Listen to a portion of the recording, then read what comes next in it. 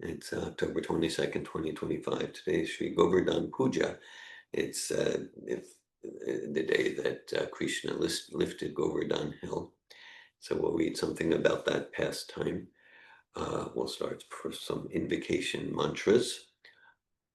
Om Ganatimirandasya Gananjana Shalakaya Chakshur Unmilitam Yena Tasmai Shri Gurave Namaha Shri Chaitanya Manobishtam Stapitam Yena Bhutale Swayamupa Kadamayam Dadati Svapadantikam Vandeham Shri Guru Shri Utaprakamalam Shri Gurun Vaishnavams Cha Shri Rupam Sagrajatam Sagana Ragnatan Vitam Tam Sajivam Sadvaitam Savadutam Parijana Sahitan Krishna Chaitanya Devam Shri Radha Krishna Padan Sagana Lalita Shri Vishakan Vitams Cha Hey Krishna Karuna Sindhu Dina Bandhu Jagatpate Gopisha Gopika Kanta Radha Kanta Namostute Tapta Kanchana Gaurange Radhe Vrindavaneshwari Vishabhanu Sute Devi Pranamami Hari Priye Vanchakalpatu Yubhyascha Kripa Sindhu Bhyevacha Patitanan Pavanebhyo Vaishnavebhyo Namo Namaha Jai Shri Krishna Chaitanya Prabhu Nityananda Shri Advaita Gadadara Shri Vasari Gaura Bhakta Vrinda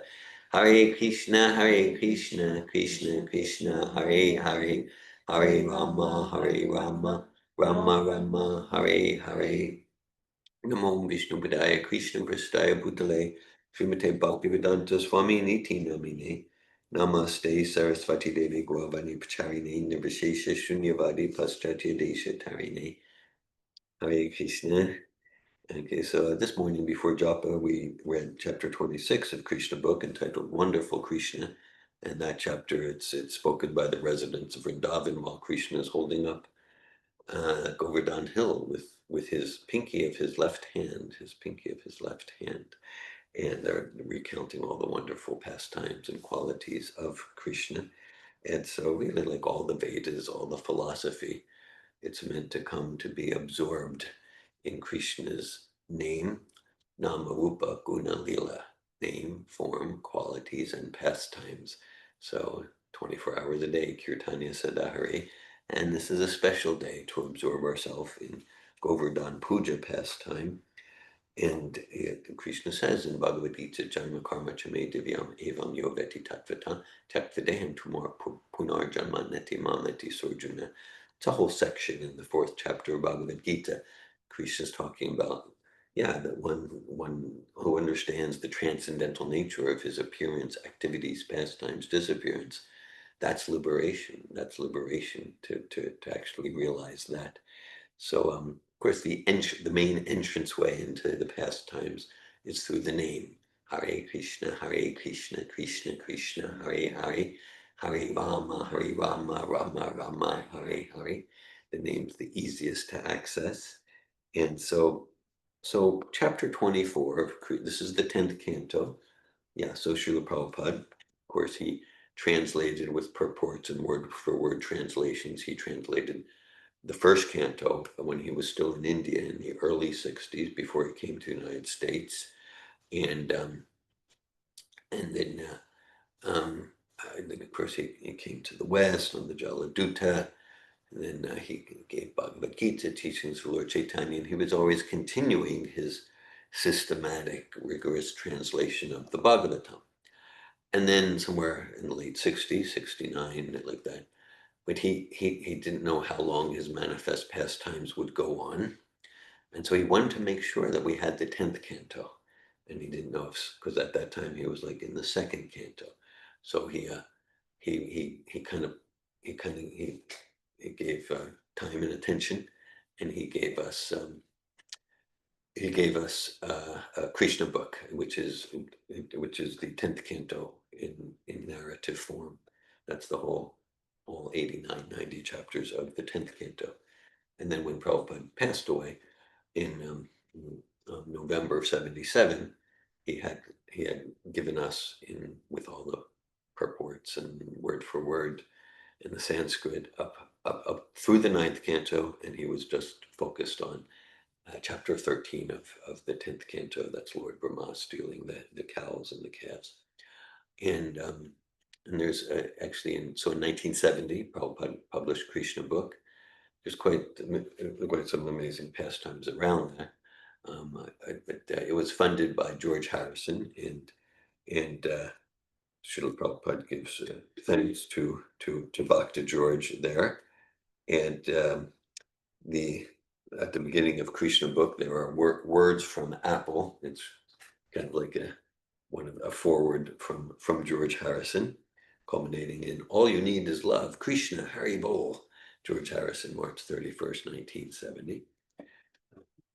Maybe some of you have read or seen. There's a video or pastime of Srila Prabhupada's disciple Shyama Sundar was close friends with George Harrison, and I won't get into all. I wouldn't do justice to it, but basically, on Prabhupada's suggestion, Shyama Sundar went to be with George, and all the devotees, they were very careful not to ask George for money, because they went to, everyone's coming to. He's such a rich, famous, wealthy person. Everyone's coming to him for money, so they just wanted that he gets that. We're just interested in your spiritual life. We're just interested in your spiritual life. So they weren't, coming to him for money.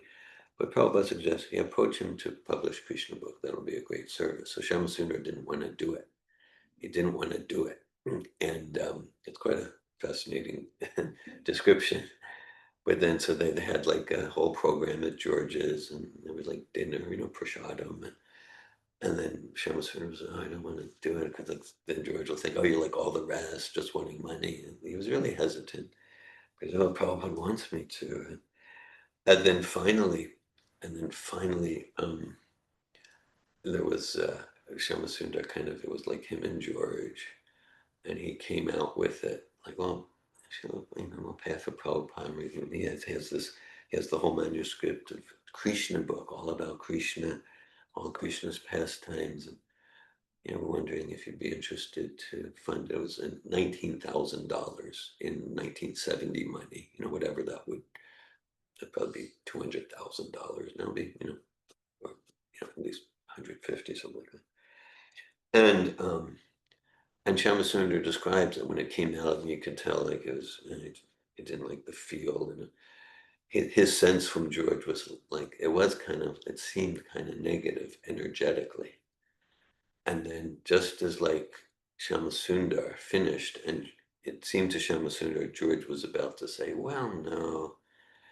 Then there was like this huge thunderbolt, and like all the electricity went out, and just a huge thunderbolt. And my understanding, like, it wasn't even like storming at that time. It wasn't storming, just like,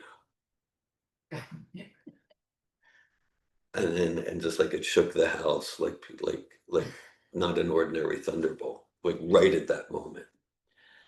Because that was the thing, because when Shyama Sundar expressed to Prabhupada, I don't want to ask George for this, and Prabhupada was like, trust me, this is what you should do. And Prabhupada understood about being very delicate and cultivating, well-known people but Prabhupada was like, trust me. And so then after the thunderbolt was finished, then George was like, well, I guess it's a deal then. Okay. And then there was just like an unmistakable sign from above, like, I'm supposed to comply with this request. And he did it joyfully. And then Shyama Sundar was like, Srila Prabhupada's even more amazing than I thought, because so that's some of the story behind the first publication here. So chapter 24, entitled Worshipping Govardhan Hill. While engaged with the Brahmins who were too involved in the performance of Vedic sacrifices, Krishna and Balaram also saw that the cowherdmen were preparing a similar sacrifice in order to pacify Indra, the king of heaven, who was responsible for supplying water. So the first sentence, this is spoken by Shukadev Goswami to Maharaj Pariksit, refers to the previous chapter about the wives of the Brahmins. Briefly, everything is wonderful in Krishna book, but briefly, so Krishna and Balaram, they decided that they're hungry, and they asked their friends, oh, there are some Brahmins over there, ask them for some food. So the cowherd boys go to the Brahmins, who are in the midst of like some really serious yajna and sacrifice and religious performance. And And they go, oh, our friends Krishna and Balaram are hungry. You got some food? And the Brahmins are like, kids, scram! Can't you understand? We're in the middle of some really serious. We're in some middle of some really serious um, uh, rituals here. Like that. Like not understanding the goal of all the rituals is to serve Krishna and Balaram, but they're like, you're annoying us. Get away! Get away! So then the boys go back and we're kind of disappointed now they didn't give anything. So Krishna and Balaram are like, well, that's all right. Over there's their wives, the wives of the Brahmins. So go ask them. So then the boys went to the wives of the Brahmins, who were like simple and fully devotional. And they're like, Krishna and Balaram, when they want some food. Yeah, I mean, we'll just leave everything. I mean, like that's it. And then they brought a whole feast with full devotion. And so like in one sense, the Brahmins were more elevated. They were intellectual philosophers, but they were missing the point. So actually, the wives of the Brahmins were much greater because much greater in their purity. Um, because the goal of all this sacrifice, and this is a theme throughout Bhagavad Gita, Krishna book, Bhagavatam, that all the processes, all the rituals, all the demigod worship, all the philosophical study, all of the Varnashram social system, Raja Yoga, all the yogas, it's all meant to come to simple-hearted devotion to Krishna. And the Brahmins didn't get that. The Brahmins' wives got it. So they're the most elevated. So here it's a similar. So this is a theme. We mentioned that this morning before japa, that a few chapters earlier, about 10 chapters earlier, Krishna establishes his supremacy over Lord Brahma. Lord Brahma tried to steal the calves, and Lord Brahma was very proud of his mystic power, to be falsely proud of our any of our talents, our abilities, our accomplishments. That really gets in the way of bhakti. That pride. That's why kirtana is trinada pisani chinatori vasahishna manina manadina kirtanya sadari, to give up false pride, because ultimately it all comes from Krishna. So so so then Brahma realized, oh, I'm a servant of a servant of the servant of Krishna. So many times in Krishna book, this pastime is about Indra's false pride. Later, it's about Lord Shiva's. So Krishna establishes himself as described in chapter 10 of Bhagavad Gita, Hamatirhi Devanam Maharshinam Chasarvasha. Krishna establishes, I'm not like another demigod or a prophet or a sage. I'm the source of all demigods, prophets, and sages. Okay, so Krishna and Balaram also saw that the cowherd men were preparing a similar sacrifice in order to pacify Indra, the king of heaven, who was responsible for supplying water. As stated in the Chaitanya Charitamrita, a devotee of Krishna has strong and firm faith in the understanding that if he is simply engaged in Krishna consciousness and Krishna's loving service, then he is freed from all other obligations. A pure devotee of Lord Krishna doesn't have to perform any of the ritualistic functions enjoined in the Vedas, nor is he required to worship any demigods. Being a devotee of Lord Krishna, one is understood to have performed all kinds of Vedic rituals and all kinds of worship to the demigods. Just by performing the Vedic ritualistic ceremonies or worshipping the demigods, one does not develop devotional service for Krishna. But one who is engaged fully in the service of the Lord has already finished all Vedic injunctions. Krishna ordered a stop to all such activities by his devotees, for he wanted to firmly establish exclusive devotional service during his presence in Vrindavan. Krishna knew that the cowherd men were preparing for the Indra sacrifice because he is the omniscient personality of Godhead. But as a matter of etiquette, he began to inquire with great honor and submission from elder personalities like Maharaj Nanda and others. Krishna asked his father, "My dear father, what is the arrangement going on for a great sacrifice? What is the result of such sacrifice, and for whom is it meant? How is it performed? Will you kindly let me know?" I am very anxious to know this procedure, so please explain to me the purpose of this sacrifice. Upon this inquiry, his father, Nanda Maharaj, remained silent, thinking that his young boy would not be able to understand the intricacies of performing the yajna. Krishna, however, persisted. My dear father, for those who are liberal and saintly, there is no secrecy. They do not think anyone to be a friend or enemy because they are always open to everyone. And even for those who are not so liberal, nothing should be secret for the family members and friends, although secrecy may be maintained for persons who are inimical. Therefore, you cannot keep any secrets from me. All persons are engaged in fruitive activities. Some know what these activities are and they know the result, and some execute activities without knowing the purpose or the result. A person who acts with full knowledge gets the full result. One who acts without knowledge does not get such a perfect result. Therefore, please let me know the purpose of the sacrifice which you are going to perform. Is it according to Vedic injunction, or is it simply a popular ceremony? Kindly let me know in detail about the sacrifice. On hearing this inquiry from Krishna, Maharaj Nanda replied, My dear boy, the ceremonial performance is more or less traditional. Because rainfall is due to the mercy of King Indra and the clouds are his representatives, and because water is so important for our living, we must show some gratitude to the controller of this rainfall, Maharaj Indra. We are arranging, therefore, to pacify King Indra because he has very kindly sent us clouds to pour down sufficient quantity of rain for successful agricultural activities. Water is very important. Without rainfall, we cannot farm or produce grains. We cannot live if there is no rainfall. It is necessary for successful religious ceremonies, economic development, and ultimately liberation. Therefore, we should not give up the traditional ceremonial function. If one gives it up, being influenced by lust or greed or fear, then it does not look very good for him. After hearing this, Krishna, the Supreme Personality of Godhead, in the presence of his father and all the cowherd men of Vrindavan, spoke in such a way as to make heavenly King Indra very angry.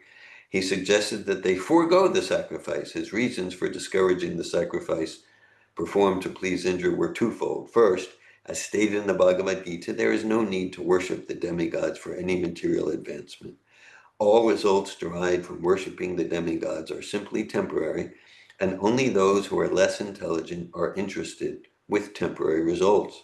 Secondly, whatever temporary result one derives from worshiping the demigods is actually granted by the permission of the Supreme Personality of Godhead. It is clearly stated in the Bhagavad Gita, Maya eva hitan hitan. Whatever benefit is supposed to be derived from the demigods is actually bestowed by the Supreme Personality of Godhead without the permission of the Supreme Personality of Godhead. One cannot bestow any benefit upon others. But sometimes the demigods become puffed up by the influence of material nature, thinking themselves as all in all. They try to forget the supremacy of the Supreme Personality of Godhead. In the Srimad Bhagavatam, it is clearly stated that in this instance, Krishna wanted to make King Indra angry. Krishna's advent was especially meant for the annihilation of the demons and protection of the devotees. King Indra was certainly a devotee, not a demon, but because he was puffed up, Krishna wanted to teach him a lesson. He first tried to make Indra angry by stopping the Indra Puja, which was arranged by the cowherd men in Vrindavan. With this purpose in mind, Krishna began to talk as if he were an atheist, supporting the philosophy of karma mimamsa. We mentioned that this morning. So Krishna's going to talk some deviant philosophy, which has some grains of truth.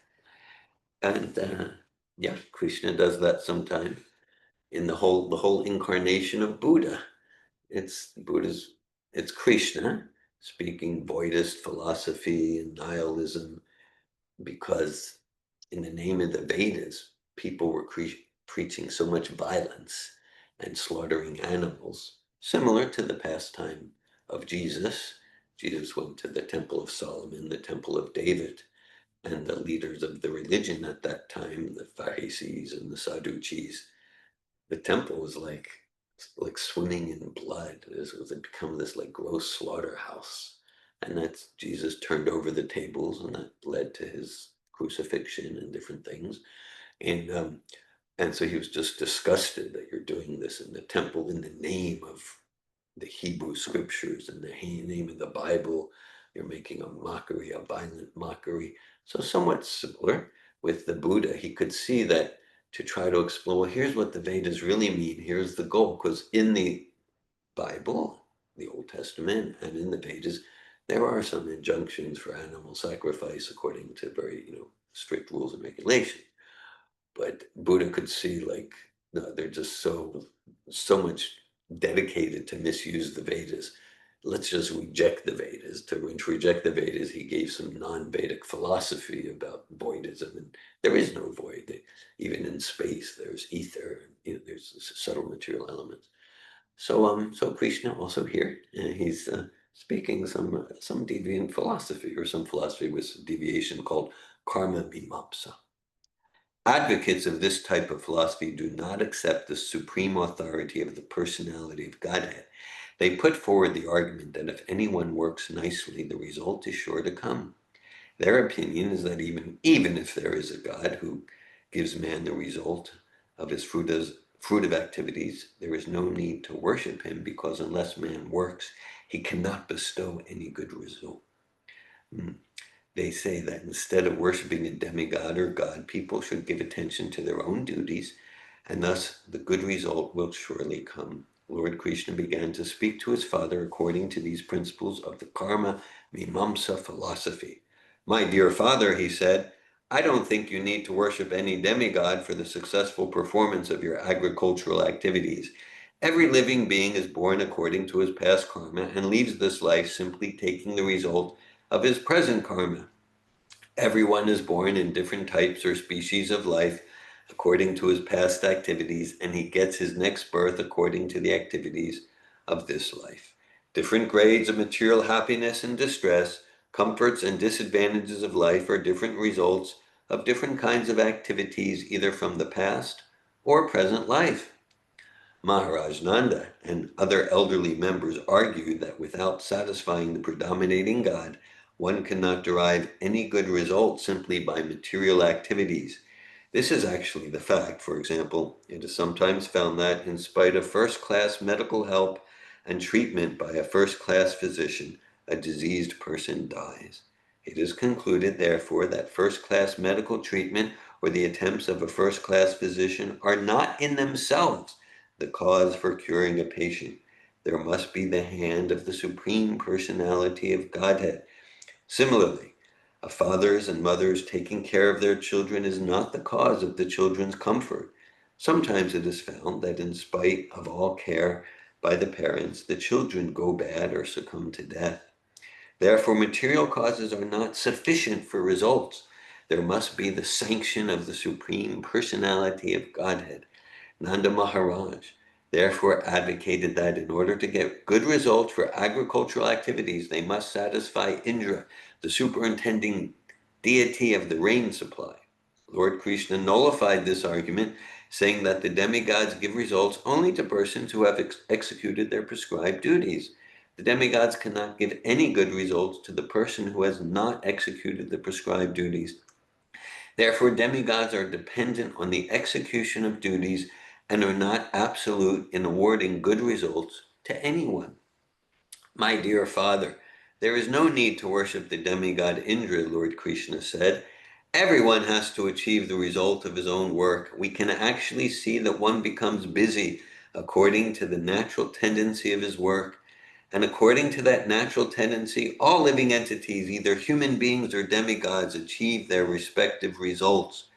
All living entities achieve higher or lower bodies and create enemies, friends, or neutral parties only because of their different kinds of work.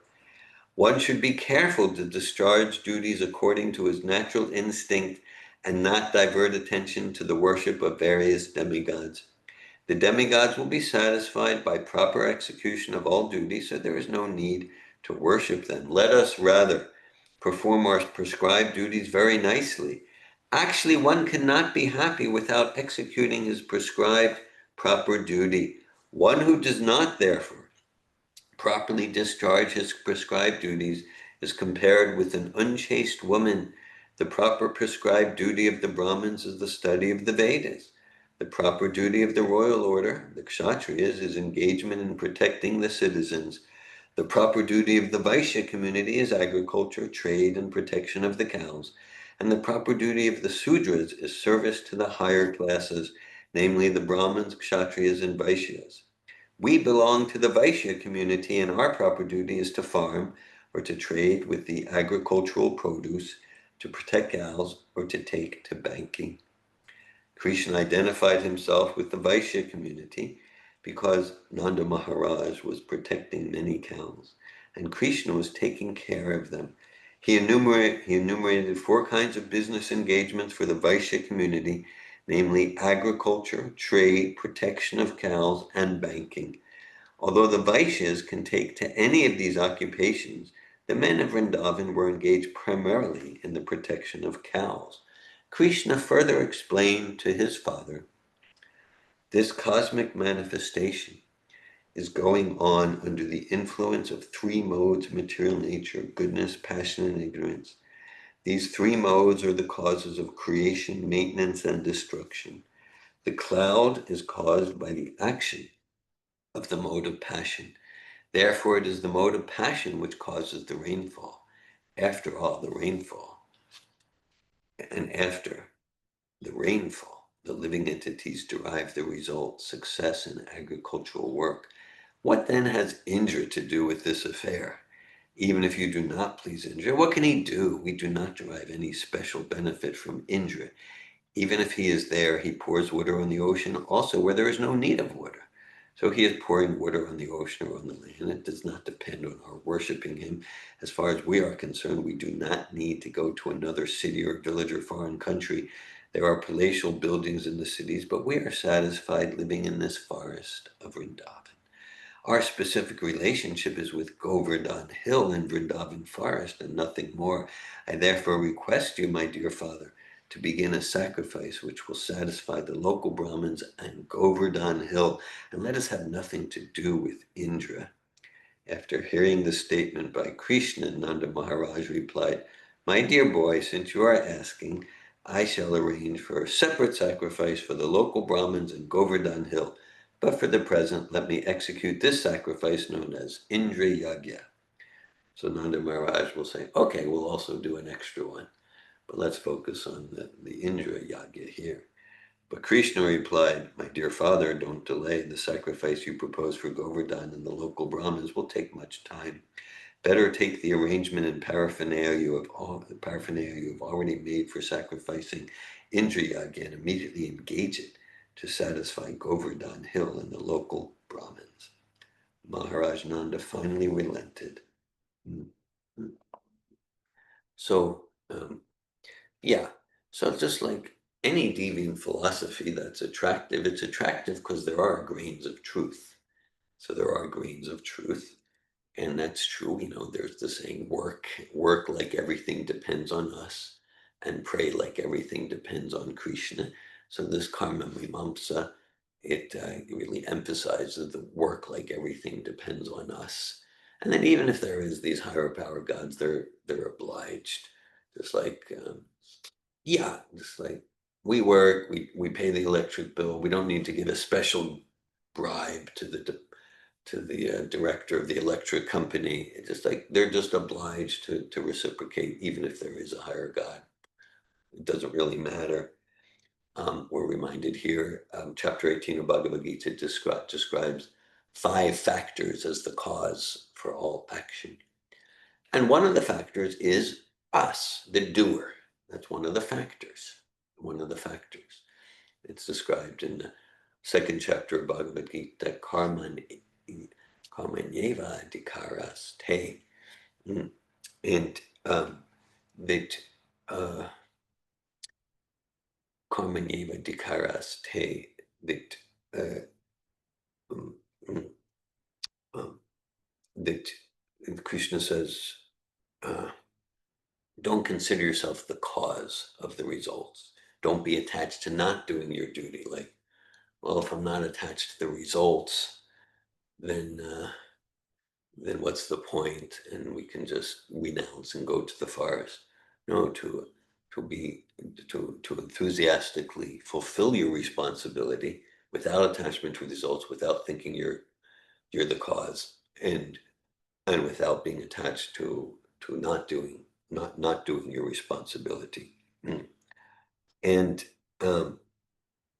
yes, so chapter 18 describes 5 factors. So one is the doer, another is the kshetra, the field, another is the senses, and like the field is the place, and the other one is the quality of the activity. So those are all factors. They are part of the cause. But then it says, then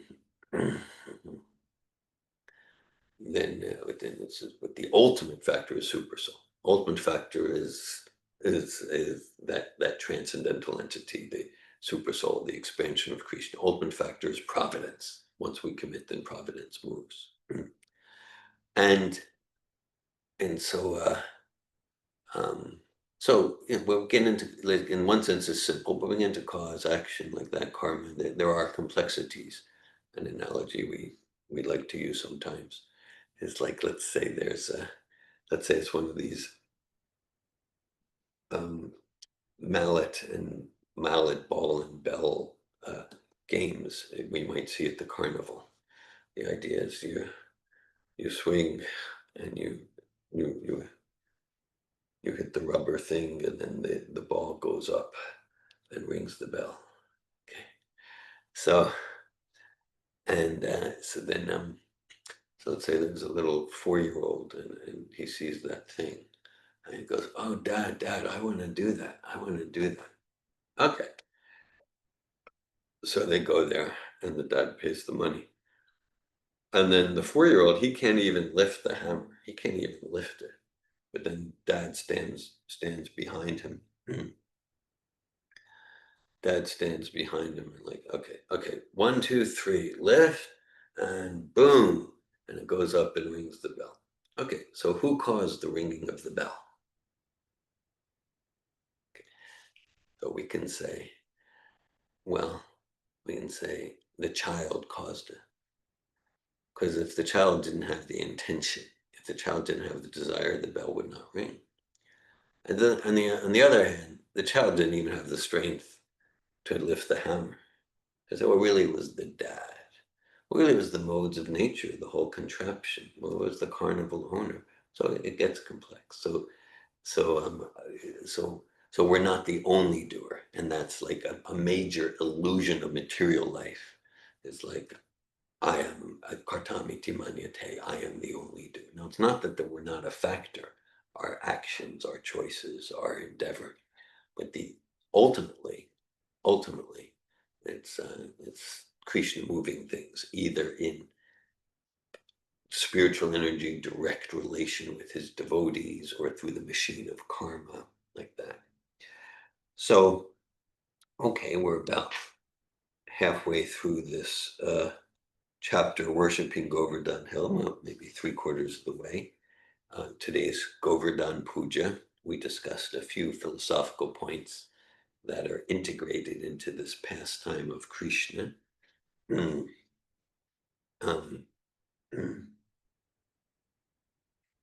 I'll pause there if anyone has any comments or questions at this time. Sharing comments, questions at this time. Bhakti Rosa. There's a Hare Krishna portion in the Bhagavad Gita where Krishna's saying, of aquatics I am a shark, of Yes. this and that. And is it that he says of the demigods I'm Indra? Oh, okay. Something like that. Yeah, it could be of the demigods I'm Indra. Yeah, that sounds right. And so I'm curious, I know it's transcendental, right? But like in the pastime, they're kind of interacting together. Like Indra's mad because Krishna is doing this. Yeah, it becomes quite a fierce thing. He's not just a little angry. I mean, if you think about it, he's trying to murder the residents of Vrindavan. It's like, it doesn't get more serious than that. So I guess my question is like, of the demigods, he is Indra, but they're interacting together, and I don't know. Thanks for that. Okay, thank you, Bhakti Moses. Okay, so I appreciate the question. So points to, because there's lots of pastimes where the demigods they appear like fools. In this case, it's not just a fool; he's appearing like an evil demon. Really, Prabhupada makes it clear that Indra is not a demon. Yes, and there's one. Yeah, but Prabhupada makes that clear. But so a general principle we see here in the 10th canto, a general principle is Krishna is establishing his supremacy. And so with the demigods, so like, okay, whether it's Brahma, like in the 8th canto, there's like a pastime. Krishna appears in the Mohini Morti form. Krishna appears in the form of a beautiful woman. And like, and Shiva gets into like a really embarrassing situation. We're not getting to the details here, but you can read it in the 8th canto. Really embarrassing situation. And we can see Indra here is completely bewildered. So with the demigods, well, of course, the vast majority of the demigods, they're all devotees, but mostly they're mixed devotees. Okay, just like if we're, the idea we do really good, go to heaven, you can enjoy in heaven. In heaven, they're pious. Heaven and pious. They're pious, they're good, they're godly, but they're not pure devotees. They want to enjoy. At the same time, see, with like Brahma, he got bewildered. He thought he was going to trick Krishna and make a fool of Krishna and like that. So sometimes we're hearing about the demigods and their capacity as demigods, conditioned souls who are pious. Mm-hmm. And sometimes we hear about them in their capacity as pure devotees. Mm-hmm. So like Brahma, we talk about our line of disciplic succession, or line of disciplic succession. Srila Prabhupada, Srila Bhaktisiddhanta Gaura Bhattacharya, back to Lord Chaitanya. And the first spiritual master in our line is Brahma. So sometimes we're hearing about Brahma in his capacity as a pure spiritual master. And sometimes we're hearing about him in his capacity as a demigod subjected to material influence. Mm-hmm. Same with Indra. Many times in Bhagavatam, Indra is kind of in this position where he gets bewildered. Same with Lord Shiva. So that's what we got here, that we're hearing about them in different capacities.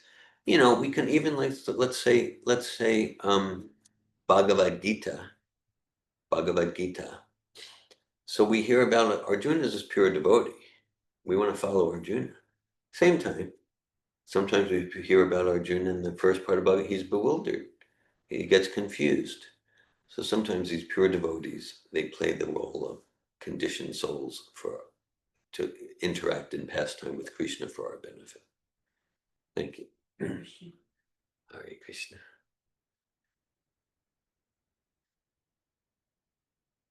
I have a question. Yeah. So see here that Krishna was speaking against demigod worship. Yeah. It's not necessarily because whatever benefits. Krishna is the ultimate cause. Yeah. And I wonder, like at Shivaratri at our temples, we set up a tent outside. Yeah. For the Hindus to do worship of, I don't know if it's Shiva Lingam or whatever it is. Yeah, I don't usually go there, and I wonder, is that watering down of philosophy? What is that for? Okay, thanks for your question. Lord Shiva is the greatest of Vaishnavas, so it's okay to worship Lord Shiva for the blessings, for devotional service, but we know these Hindus don't worship Lord Shiva for that cause. Yeah, right. Well, thank you.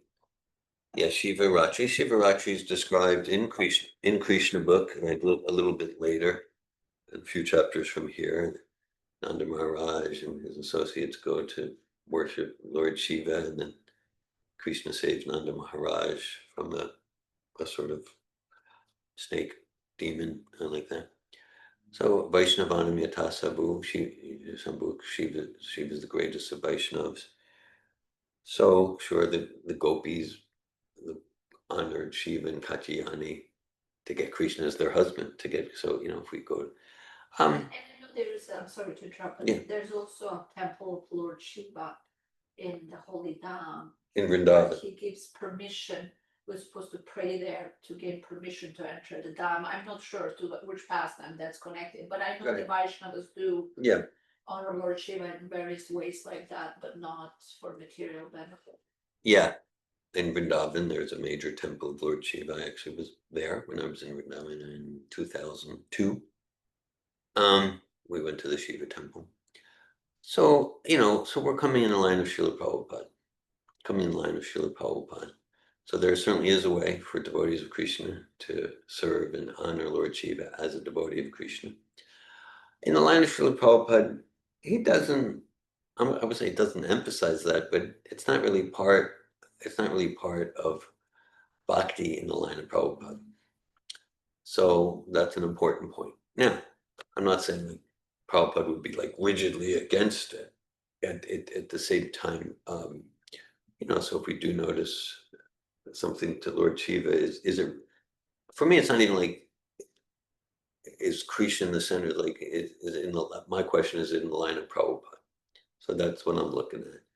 I would, based on what I've heard and seen, and, I don't want to get into unnecessary criticism here, but based on what I've heard and seen, that there's a lot going on in many of the temples that are purportedly representing Prabhupada, that there's a lot of pandering to those who identify as Hindus, that is not in the line of Prabhupada, that Prabhupada would not support.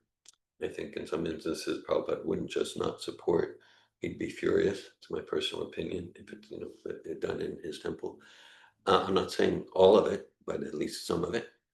And it's done out of lack of faith, like, let's just follow Prabhupada's program and like everything will be auspicious. And we don't need to pander to non-Vaishnav Hindu conceptions to get money. And so unfortunately, again, not that I've like done a thorough research, but unfortunately, there was so much of the Hinduization that's not at all Prabhupada's mood. So that's going on. So, as far as a particular instance, I'd need to see it specifically and assess it in regards to my understanding of Prabhupada. But generally, that's my response, and that there's a lot going on that's not in the line of Prabhupada, which is like, it's like, in one sense, it's exactly what Prabhupada warned against. Yeah. So thanks for your question. I wonder also about the fire yagyas, because that's something like we know Prabhupada said, chanting the name is the Yeah. Because he even mentioned at the installation of the Krishna Balaram temple in Vrindavan, he said what really installed the deities was the holy name of chanting, but we did this fire yagyas just to appease the local brahmanas, so otherwise they would think the whole thing was not bona fide. But then here we're in the West, I don't know who we're trying to appease, like every festival we have a fire yagya outside and people have fire yagyas in their homes. Yeah. And they feel like some brother that's not enough, the holy name is not enough. And I wonder, like, why do we have to have these fire yakas, all this mantras, throwing things in grains? I mean, I understand that at the weddings, whatever, but there's so many devotees that do it also their homes, like somehow the fire yaga has to be there. And I'm wondering, like, Prabhupada said it was not necessary, it was the holy name. Well, thank you, Natalia. So, kind of the essence of what I'm understanding you're sharing is like, yeah, I'm in complete agreement with you. And it's like, it's another example of the Shiva, the demigod, and in Prabhupada's temples, in many ways, they're no longer Prabhupada's temples. Yeah, just for those who might not be familiar, Natalia was referring to in the Krishna Balaram temple in Vrindavan, India. It was the deities were officially installed 76, something like that, 1976. And it's like Vrindavan is the place of Krishna. It's like there was like a full week of programs and rituals and festivities like that. And Prabhupada brought in all the local from Uttar Pradesh, the Brahmins, to do their thing and this and that. And at some point, Prabhupada said that, I'm just doing this so that they respect, because, for their support. But the real installation is the devotees doing Harinam, Sankirtan, chanting Hare Krishna. There's Lord Chaitanya on the streets of Navadvip chanting Hare. That's the real installation, and everything else it could support, but it's really not necessary. Certainly, Srila Prabhupada, he established, the fire yagas for initiation and weddings. Not really much else. Not that he would be against it. At the same time, I agree with you. I think a lot of it, if not the vast majority, it's not in the spirit of Prabhupada. Even fire yagas I've seen, even some fire yagas I've seen for different functions, they're doing things that are just like, Prabhupada didn't give that. Not that there's not room to add creatively, but sometimes it's added in a way that, like, this is actually a violation of what Prabhupada gave. So it's concerning, and it's an unfortunate reality that seems to be expanding. Thank you. Yeah, because it just seems to like take away Yeah. from the time that could be spent in chanting the holy name. Yeah. Because you're chanting all these mantras and people don't even understand what they're chanting, and they're just throwing the grains, and it just seems like not so ritualistic. Yeah. Like, and then the purpose behind it's like, what's the purpose? I mean, yes, why don't we use the main means to to approach Krishna, which has been given to us? Yeah. Why are we wasting time like with all these rituals? You have time to set up the yagya, and then you're decorating, putting all these different. I don't know. I just don't get it. I kind of like, it seems like it's so time consuming, and it's. I'm with you. We're on the same page. We're on the same page. And apart from me being with you, I feel confident that Srila Prabhupada is pleased by the content and the spirit of what you're expressing. So yeah, I'm with you on that. Anandini. Hare Krishna. Hare Krishna.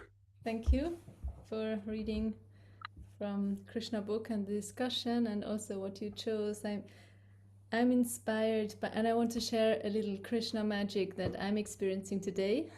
Yeah. And I have a question. So it started with you sharing about Shama Sundar and asking George Harrison for funding the Krishna book, the publishing. I'm just listening to the memories of Srila Prabhupada's disciples at the time, and I'm listening to Shama Sundar. Oh, okay. So he was sharing about that.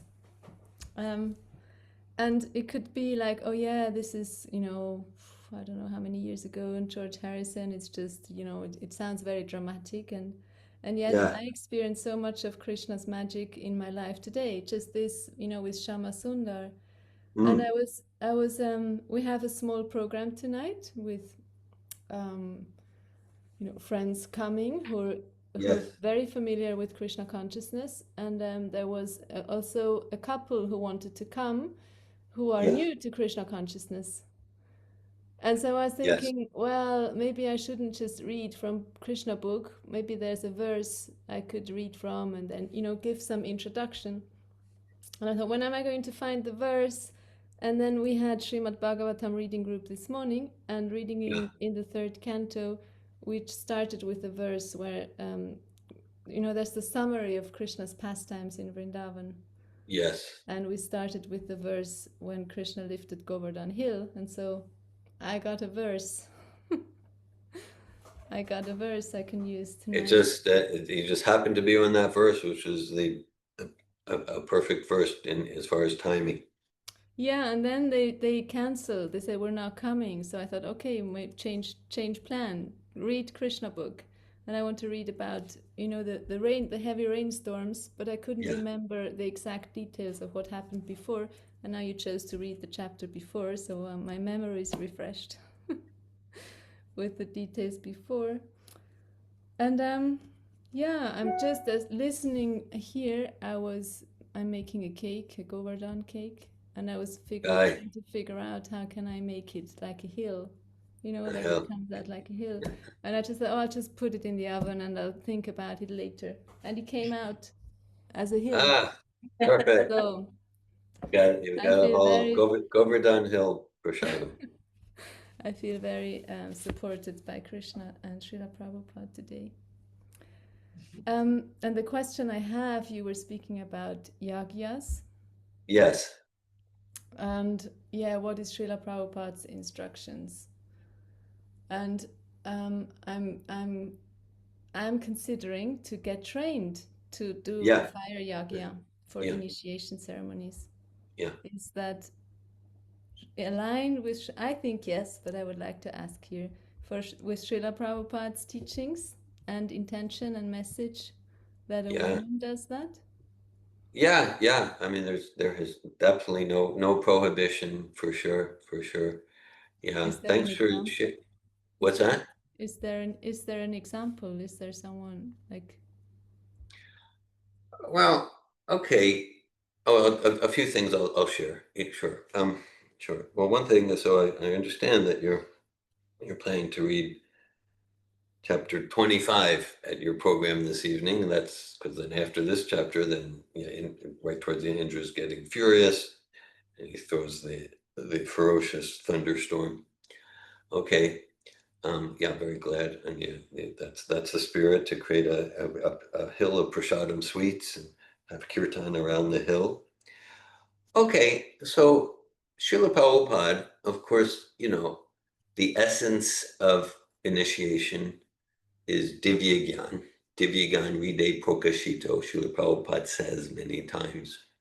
Diksha, the essence of initiation, is transcendental knowledge, and the spiritual master, Tene Brahma Ridayadi Kavye Muyantiyatsari, Muyantiyatsuriya, spiritual master, gives transformational, transcendental knowledge into the heart of the sincere disciple, and we qualify ourselves to receive transcendental knowledge from Srila Prabhupada through humbly accepting him, serving him, accepting his mission as our life and soul. And then as far as the details, as far as the details of let's call it the external aspects of the process of initiation. So the essence is Divya Gyan. So Srila Prabhupada, for the vast majority of the time, he took care of the external aspects through his representatives, through his we got to the point where Srila Prabhupada wasn't even selecting the Vaishnav name. Srila Prabhupada he would designate a representative to chant on the beads and like that. And so, for example, there's Srila Prabhupada writes to Sharadiya, and her husband is Vaikuntanath. You're familiar with that? no? No? Okay. So apparently, Sharadiya, she passed away fairly recently, I saw on the internet. So Sharadiya was already Brahmin initiated, and her husband was not. And so Prabhupada writes, he says, okay. And he mails them a Brahmin thread, and he writes to Sharadiya, okay, you conduct the ceremony for your husband. And he sent I think he not sent not just a Brahmin thread, but he sent a tape with Prabhupada chanting. And he said, you play it and to his right ear, and you arrange a fireside. I'm paraphrasing, but you arrange the whole ceremony like you've seen. So basically, he's instructing Sharadiya, the wife, to conduct the Brahmin initiation ceremony for her husband, and to take care of all the formalities. And it's clear it's not like Sharadiya is the Brahmin guru of her husband. Srila Prabhupada is the current link, the guru, and he's instructing Sharadiya to take care of the formalities. So there. Okay, thank you. Yeah, and this is you're probably familiar. I think I've communicated. Yeah, Yogeshwar, right next door to you in Czech Republic, I've sent it to you. He's produced training videos. He's produced training videos for fire yagyas in the line of Srila Prabhupada. And as you know, it's something I've deliberately not learned, and I fully encourage you to learn it. And I think Yogeshwar's videos are a great source. Well, one video, not videos. And it's like in the line of Prabhupada and related to the conversation with Nitai Leela.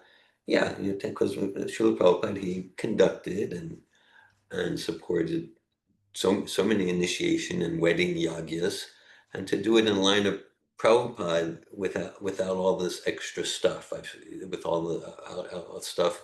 Some of it's extra, it's like, well, that's okay. Some of it's extra, and it's really like not Prabhupada's mood. So I fully encourage you there, and you're based in Switzerland.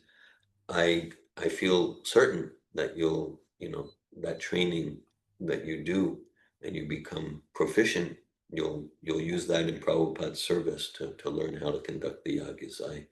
I fully encourage you, and I think Prabhupada does too. Thank you. Yeah, I'm aware of the videos, but as we're coming to Florida, I thought to learn from someone who knew someone there in person. In person, yeah, okay, yeah. Well, that wouldn't be me. Yes. Okay, thank you. Hare Krishna. Thank you, Anandini. Hare Krishna. Rosa. When are you going to be in Florida?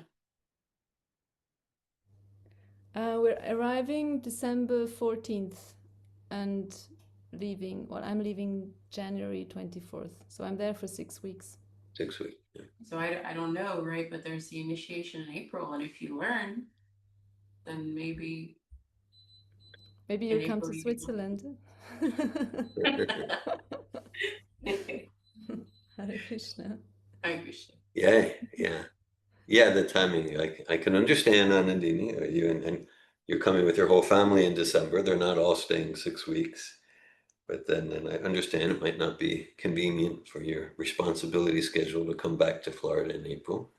But anyhow, I'm very excited about you and your family coming here for exciting services. And then I can certainly envision Bhakti and Rosa going there to Switzerland and having association there. Yes, Bhakti Rosa, I appreciate that you would welcome me to do the fire. I would feel And honored if you. I will probably, yeah, I won't come back in April as I'm coming in January. So let's keep that in mind for your Brahmin initiation. And you're welcome to visit anytime here. Hare Krishna. Yeah. Hare Krishna. Hare Krishna. Thank you, Anandini. Anything else? Jai Shri Govardhan-Puja ki jai. Jai. Giri Govardhan ki jai. Jai. Srimad Bhagavatam ki jai. Srila Prabhupada ki jai. Jai. Hare Krishna.